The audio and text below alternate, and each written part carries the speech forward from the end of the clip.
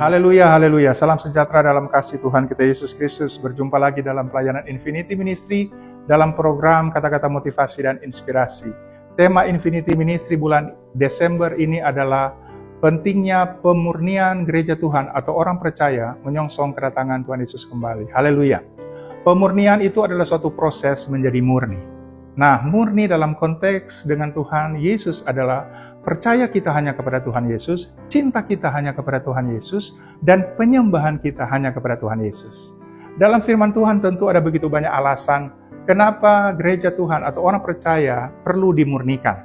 Tetapi saat ini saya akan memberikan 3 alasannya. Alasan yang pertama adalah karena Tuhan sendiri akan memurnikan gereja Tuhan. Yang kedua, karena ini adalah syarat untuk menikah dengan anak domba.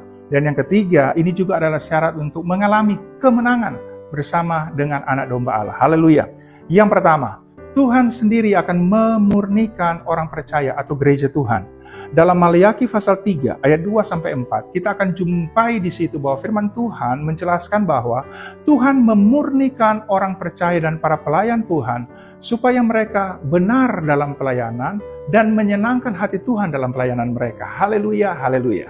Jadi, kalau saya dan saudara sebagai hamba Tuhan, orang percaya melayani Tuhan, tetapi kita masih ada kepentingan kita yang lebih besar, yaitu kita dihormati, kita itu maunya populer, atau kita supaya disanjung-sanjung. Maka saya dan saudara akan terus diproses oleh Tuhan sampai pelayanan kita bukan tentang kita, tapi pelayanan kita tentang Tuhan. Sampai kepada pelayanan itu adalah semua untuk kemuliaan Tuhan dan bukan untuk kepentingan manusia.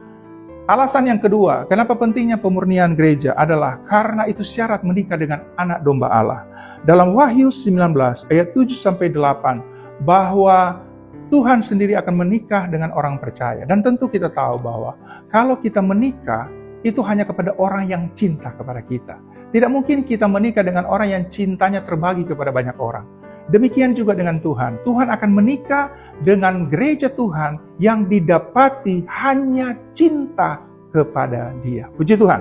Yang terakhir adalah karena ini adalah syarat untuk mengalami kemenangan bersama dengan anak domba Allah. Dalam Wahyu 17 ayat 14, di situ dikatakan bahwa anak domba Allah akan mengalahkan Babel besar itu dan bersama-sama dengan anak domba Allah adalah mereka yang terpanggil, mereka yang dipilih dan mereka yang setia. Haleluya. Kata terpanggil di situ memakai kata kletos. Itu artinya panggilan Tuhan pada keselamatannya dan panggilan Tuhan kepada kantornya. Artinya, ini panggilan umum. Siapa saja boleh menanggapi, mau diselamatkan dan mau melayani Tuhan. Dan itu banyak sekarang kita jumpai orang-orang yang telah percaya kepada Tuhan, mereka melayani Tuhan. Tetapi kita lihat ada proses juga yaitu dipilih. Nah, kata dipilih itu artinya adalah eklektos. Eklektos itu adalah orang-orang yang telah lolos dari situasi itu dan mereka tetap percaya kepada Tuhan, tetap cinta kepada Tuhan, dan tetap menyembah Tuhan.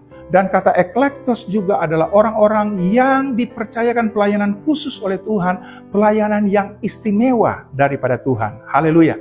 Dan yang terakhir adalah setia. Kata setia di situ memakai kata pistos. Pistos artinya orang-orang yang telah keluar dari situasi berat itu, pengaruh sistem besar yang menguasai seluruh dunia untuk membawa mereka jauh kepada Tuhan, tetapi orang-orang ini tetap setia, tetap percaya, cinta dan menyembah Tuhan. Ini pistos. Dan pistos artinya adalah orang-orang yang diandalkan oleh Tuhan. Artinya Tuhan tidak ragu-ragu lagi untuk memakai kita karena mereka sudah teruji. Jadi kita adalah orang-orang yang diandalkan oleh Tuhan di akhir zaman ini. Puji Tuhan, ini saya dan saudara harus pahami sehingga saya dan saudara beri hidup kita untuk dimurnikan oleh Tuhan sehingga benar-benar pelayanan kita tentang Tuhan supaya kita siap menikah dengan anak domba Allah, supaya kita menang bersama dengan anak domba Allah di akhir zaman ini, supaya saya dan saudara menjadi alat Tuhan yang luar biasa. Tuhan Yesus memberkati kita semua. Haleluya. Amin.